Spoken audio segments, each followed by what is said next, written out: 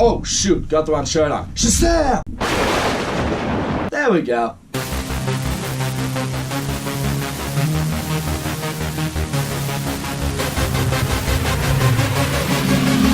Shazam is the newest movie in the DCEU and the first to feature the superhero Shazam. But is Shazam his actual superhero name? I've actually heard in the DC Comics he's actually also known as Captain Marvel, but obviously we already had a Captain Marvel movie, so I guess I had to call him Shazam.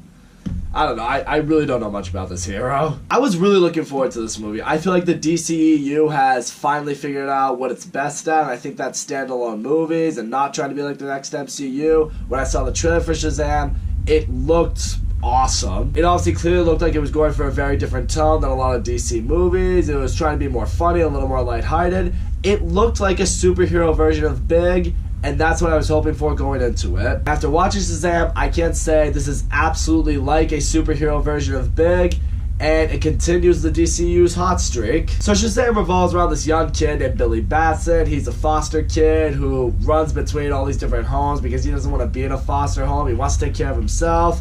As he's doing that, he's going around basically just creating chaos. Well, not really chaos. He's just going around messing with the cops, messing with people. He's doing his own thing. All in the meanwhile, he wants to find his birth mother, who he got separated with when he was a really little kid. He hasn't had any luck with that, so as a result, Child Protective Services have had to put him in these foster homes. He finally agrees to be accepted into a foster family. He goes in to live with them. He becomes roommates with his new foster brother, Freddie, played by Jack Dylan Grazer. I don't think I've really seen anything besides this with Jack Dylan Grazer. I have heard he's a really good kid actor, though. And this kid, Freddie, is a superhero fanatic. He loves comic books. He loves the superheroes that exist in this universe. He's someone who really does a lot of research on who heroes are, what their stories are, what their villains are like.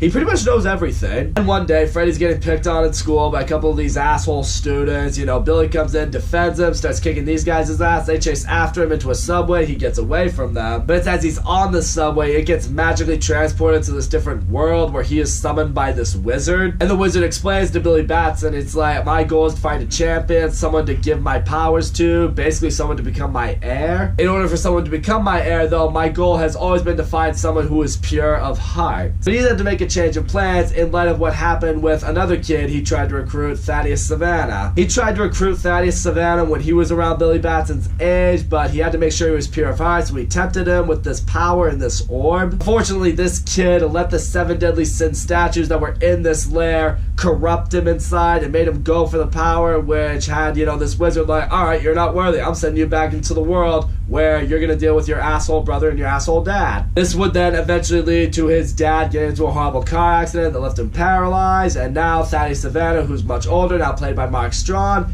he's now seen this world, he knows what power is there, and now he's going back after it. Through extensive research, he has found his way back into that world. He now gets a control of that power. He now frees the 7 deadly sins, and now they're all basically using him as a puppet. And now this new Dr. Savannah has returned to the real world. He kills his own brother, he kills his father. He's basically exacting vengeance upon the earth. It's not often I really talk about the villain before the hero in any of my reviews, but I want to talk about the villain for a minute because Dr. Savannah, played by Mark Strong, he was a great villain in this movie. And honestly, thinking about it, he may be my favorite villain so far in the DCEU. Because one, I really liked seeing the backstory of him as a kid, seeing what he had to deal with. I mean, he was really kind of a fish out of water in his family. I mean, his dad was addicted to him, his brother was being addicted to him. He didn't really feel like he had a place. And he met with this wizard who felt he could become a champion, but because of his vulnerability, because of who he is as a kid, he kind of let the evil and the sins, you know, corrupt him a little bit. You know, that took that chance right away from him. I mean, I like seeing that kind of tragedy with him as a kid, because you see him as a kid, he was probably a good kid. He was in the wrong situation. And you feel like because of what he was doing within his own family, it left him a little bit corrupted inside, you know? It didn't really leave him as pure of heart as maybe he could have or should have been. And it's even as he becomes an adult, you really see just how far from grace he has fallen. I mean, he's going through all the lengths he can go to get him back into this magic world. He's sacrificing his own employees. And even when he has his power, he goes into the boardroom of his father's company and he kills everyone that's there, including his brother and his own father. That's like a new level of evil right there. When you're ready to go so far to kill your own loved ones, that's when you know you're a real villain. So yeah, I really gotta give this movie props. I love Dr. Savannah as the villain. He was the perfect villain for this movie. I know a lot of fans were apparently hoping for Black Adam, who I guess is Shazam's arch enemy right out the gate, but I feel like for now, this was a great villain to kickstart Shazam's story. But because of all that's happened, the Wizard now has to desperately find his own champion to stop Dr. Savannah, to stop the 7 deadly sins. And he sees potential in Billy Batson, so he brings him to his lair, and he says to him, put your hand on my staff, say my name, and you will have my powers. You know, the scene in the trailer, Billy's all like, what's your name? And the Wizard goes, Shazam. And you know, Billy doesn't think anything of it, so he's like, alright, I'll put the hand on the staff, Shazam, and then he transforms into an adult Zachary Levi in a superhero outfit with all these powers. With that, Billy goes back home, he meets with Freddy, and he's like, dude, what's happened to me? You're the only one who knows about superheroes. Help me out here. What's the deal? Now from here at this point, it's basically Freddy and Billy trying to see what he can now do as Shazam. I will say, from this point forward, this is where the comedy in the movie really does start to show. First of all, Zachary Levi, he was the perfect choice to play Shazam. I mean, he does a great job at portraying a kid that is in an adult body. You know, he's got that childlike personality. He has that likability towards him. He also brings out a little bit of the naive immaturity that you usually see with kids. I thought that was a nice touch. I can say right now, Jack Dylan Grazer and Zachary Levi, these two had great chemistry in this movie. I mean, Freddy and Kid Billy Batson, they had really good chemistry at the same time, but you really see it with Shazam and Freddy. It's really cool seeing Freddy kind of be Shazam's guy, kind of his behind-the-scenes dude, in a way becoming like his superhero coach. I mean, Freddy thinks this is the best day of his life because he can basically live his superhero fantasy through Billy, and Billy's thinking, okay, I have someone who's gonna help me figure out what exactly I'm capable of. And now from here, it's a bunch of test runs to see what Shazam is capable of doing. We find out he has super strength, he can control electricity, he can move really fast. It is also just seeing how irresponsible Shazam is with these powers, because you expect that because Shazam is a kid. You know, he's trying to buy beer, he destroys the bully's truck, he's going out just charging phones, you know, Freddy's making YouTube videos about this guy. Aside from the one scene earlier where they take out those bad guys that were robbing the convenience store, Shazam doesn't really do a whole lot as a superhero. I love the element that does bring, because this is someone who is really learning how to be a superhero. Even does reach a point, Freddy confronts Billy when he's in his Shazam form, and he's telling him, it's like, dude, you're being way too irresponsible with all this. It's like, don't you think you should use your powers for good? Don't you think you should try to help people? Help me? And you do see with the powers that he's developed, Billy has kind of developed a bit of a god complex a little bit. He just wants to be out having fun, putting on shows for people. He's not really intent on helping the people that are really in need. One day though, as he's just shooting lightning for a crowd, he at one point destroys a road that a bus is on. Now a bus is about to fall with all these people in it. People are going to die. I really like this scene right here because it is intense, it is suspenseful, it still has a little bit of humor in there, which I like seeing. But more than that, this really puts Billy in the position. It's like, alright, no more dicking around. I actually have to be a superhero now. It's basically kind of like a trial by fire for him, and you know, he is able to catch the bus, he's able to save everyone, you know, he feels so proud of himself, but at the same time, Freddy's telling him, it's like,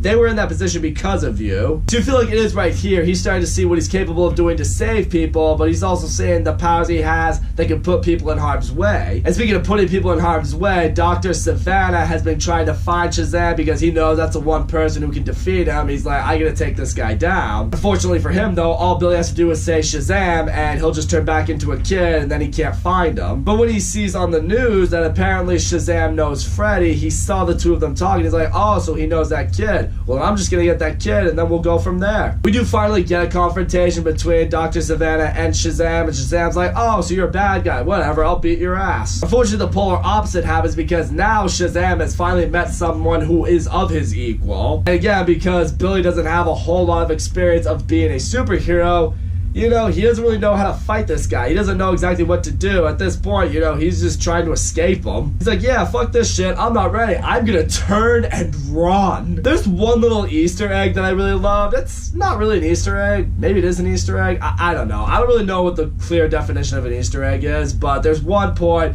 where Savannah is chasing Shazam through the mall, and they both are running on this big keyboard. It's a lot like the scene in Big where Tom Hanks and that one other guy play chopsticks on the big keyboard. So I felt like it was the movie acknowledging, yep, this is a superhero version of Big. We know you were thinking it, so we're going to put that in the movie. But even though Billy's able to get away from Dr. Savannah, Freddy is not. Dr. Savannah still kidnaps him. At this point, Billy goes home. He meets with his other foster siblings who reveal that they now know that he is Shazam. But one of his brothers, who's a really smart computer whiz, has also discovered where Billy's real mom has been this whole time. Billy finally tracks her down. He meets with her, and he's thinking, oh, I'm going to finally have my mom back. This is going to be awesome. But sadly enough, when he meets his mom, he discovers that his mom intentionally left him behind. Yeah, apparently when they got separated at that little carnival, when she was looking for him, she saw him with the police, and she ultimately decided, you know what?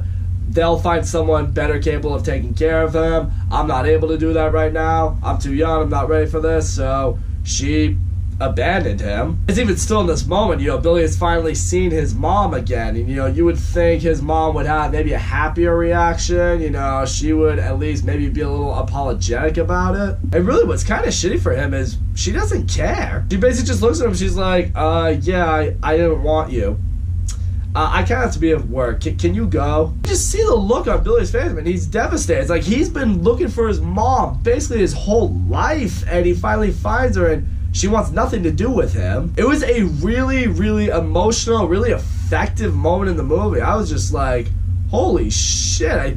I didn't think this movie was going to hit me this way. I was getting choked up in the movie theater saying that. I'm just like, I'm really feeling for this poor kid. But what's even shittier for Billy is at this point, Dr. Savannah has found out more about who Billy is, so he goes to the foster home, takes Freddy with him, and he's like, okay, look, I got all your siblings at my mercy now. So you're going to come here, you're going to give up your powers, or I'll kill them all. So Billy goes back, Shazam's back into Shazam, and now he's trying to save his siblings. Soon enough, this leads to them all winding up at the Winter Carnival. Big battles going on because they're all trying to avoid the sins that, Dr. Savannah has just released upon them. But it's right here, Shazam and the kids, they discover it's like once the sins are released from Dr. Savannah's body, he becomes mortal again. So that's how they can defeat him. It's at this point when the sins have recaptured his family, Shazam looks like, alright, I'm gonna finally give up my powers, we'll end this right here. So he goes to place his hand on the wizard's staff, which Dr. Savannah stole a little earlier in the film because he's gonna try to transfer his powers over to him. That's right here, he's able to take the wizard's staff away from Savannah, and it's right here Shazam remembers the words the wizard told him earlier. And then we have what's easily the best part of the whole fucking movie. He tells all of his foster siblings, like, alright, everyone, put your hand on the staff and say Shazam. They all do it, and then they all transform into adult, badass superhero versions of themselves. And it's fucking awesome. So now it's basically a family of Shazams against Dr. Savannah and the 7 deadly sins.